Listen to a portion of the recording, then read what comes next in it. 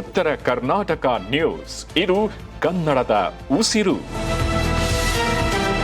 ಪರಿಸರ ಸಂರಕ್ಷಣೆ ಮತ್ತು ಸುಸ್ಥಿರ ಅಭಿವೃದ್ಧಿಯ ನಾಯಕತ್ವಕ್ಕಾಗಿ ಸೆಷಲ್ಸ್ ದೇಶದ ಅತ್ಯುನ್ನತ ವಿಶಿಷ್ಟ ಗೌರವವಾದ guardian of the blue horizon ಪ್ರಶಸ್ತಿಯನ್ನು ಪ್ರಧಾನಿ ನರೇಂದ್ರ ಮೋದಿ ಅವರಿಗೆ ನಿನ್ನೆ ಅಂದರೆ ಜೂನ್ 28ರಂದು ಪ್ರದಾನ ಮಾಡಲಾಯಿತು. ಸೆಷಲ್ಸ್ ಅಧ್ಯಕ್ಷ ಪ್ಯಾಟ್ರಿಕ್ ಹಾರ್ಮನಿ ಅವರು ಪ್ರಧಾನಿ ಮೋದಿ ಅವರಿಗೆ ಈ ಪ್ರಶಸ್ತಿಯನ್ನು ನೀಡಿ ಗೌರವಿಸಿದ್ದಾರೆ. ವಿದೇಶಿ ರಾಷ್ಟ್ರವೊಂದರಿಂದ ಪ್ರಧಾನಿ ಮೋದಿ ಅವರು ಸ್ವೀಕರಿಸುತ್ತಿರುವಂತಹ 34ನೇ ಅಂತಾರಾಷ್ಟ್ರೀಯ ಗೌರವ ಇದಾಗಿದೆ.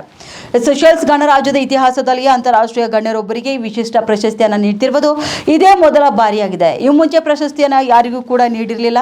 ಇದು ಭಾರತ ಮತ್ತು ಪ್ರಧಾನಿ ಮೋದಿಯವರ ನಾಯಕತ್ವಕ್ಕೆ ಜಾಗತಿಕ ಮಟ್ಟದಲ್ಲಿ ಸಿಕ್ಕ ಭಾರಿ ಮನ್ನಣೆಯಾಗಿದೆ.